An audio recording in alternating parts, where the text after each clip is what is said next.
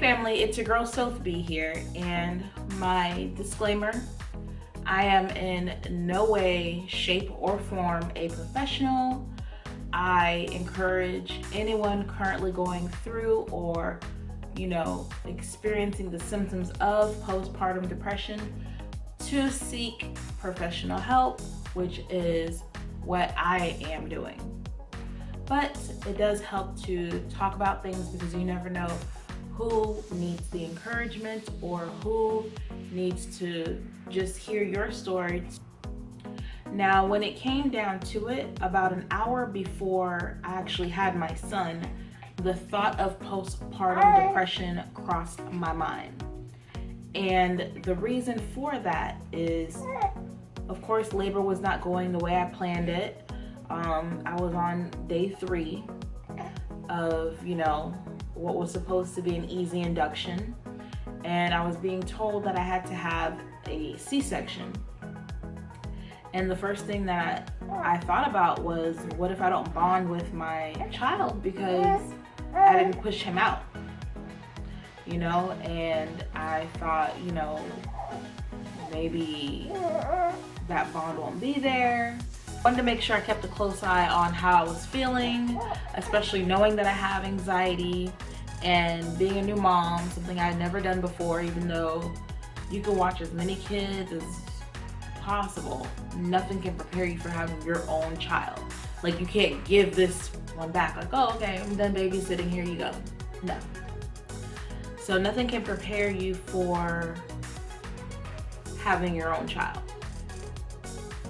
With postpartum depression, I've experienced good days and bad days.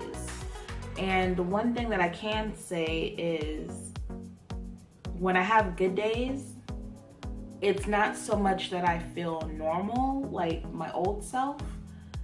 It's just that I feel like I can get out of bed and I can socialize, or, I can cook today or I can eat today. With the way my C-section went, they told me I couldn't drive for 12 or 15 weeks. I think it was 12 weeks, which I did drive before that time was up because I felt okay to drive. But actually driving by myself with a newborn just gave me the worst anxiety ever. So I would always opt out of leaving the house by myself.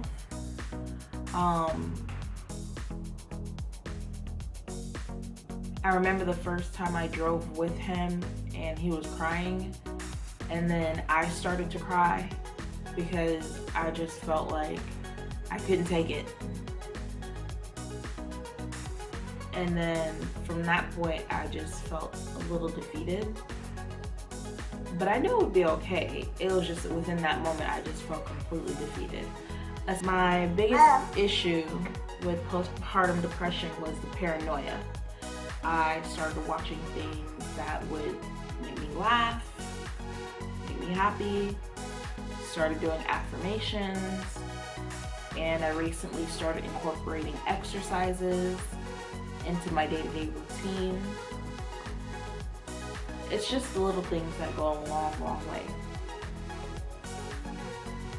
Signs of postpartum depression may include feeling restless or irritable, having no energy, not being able to sleep, being very tired, trouble focusing or remembering, even making decisions, feeling worthless and guilty, having no interest or getting no pleasure from activities like sex and socializing.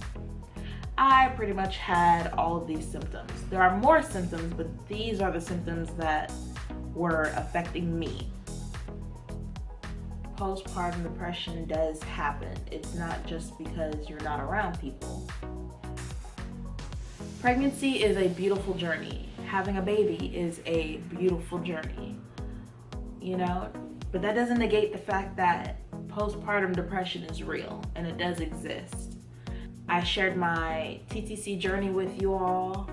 I shared my pregnancy journey with you all. So it's only right that I share my postpartum journey with you all.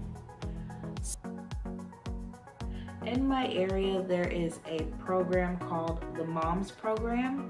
It stands for Mothers Overcoming Maternal Stress. And I can leave the information for it below. I'm not for certain if this is also in other areas, but if you are in the South Florida area near me, you can definitely check them out. Also, feel free to look in the description box for other means of help.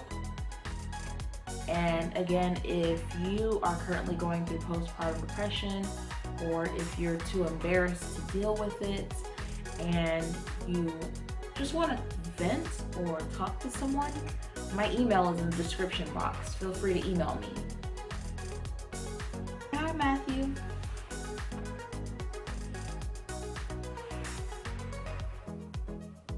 What's up? What's up, Playboy? Oh, thank you for the kiss. Thank you for the kiss. Thank you for the kisses. Thank you. Thank you. Thank you for the kiss. Mommy love you.